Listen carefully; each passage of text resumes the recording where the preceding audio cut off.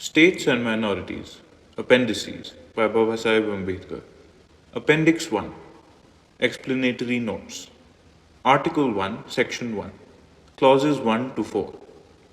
The admission of the 600 and odd Indian states into the Union raises many difficult questions.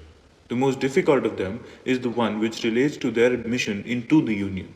Every Indian state is claiming to be a sovereign state and is demanding to be admitted into the Union in its own right.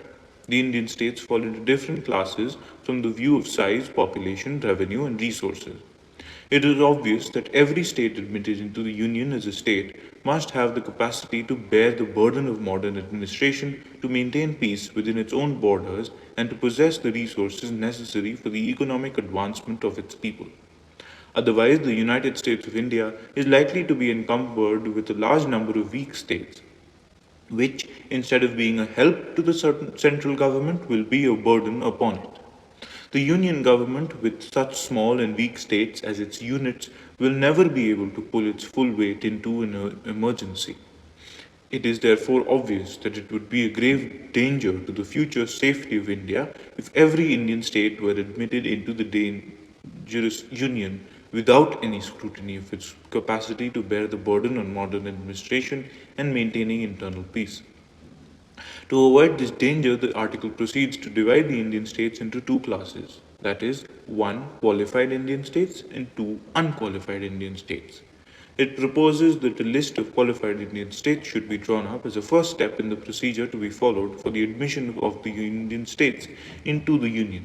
A qualified Indian state will be admitted into the Union on an application for admission and the fulfillment of the provisions of the Enabling Act, which the Union legislature is authorized to pass for the purpose of requiring an appropriate form of internal government set up within the state, which will be in consonance to the principles underlying the Constitution of the United States of India. The territory in the occupation of the unqualified Indian states will be treated as the territory of the United States of India and will be reorganized into states of suitable sizes by the Indian. In the meantime, those who are rulers of the territory shall continue to administer the territory under the supervision of the United States.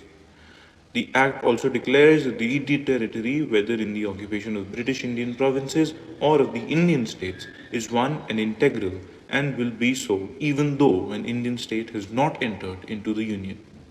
Clause 4 provides that once a state is admitted into the Union, its integrity shall be maintained and it shall not be liable to subdivision except in accordance with the provisions contained in the clause.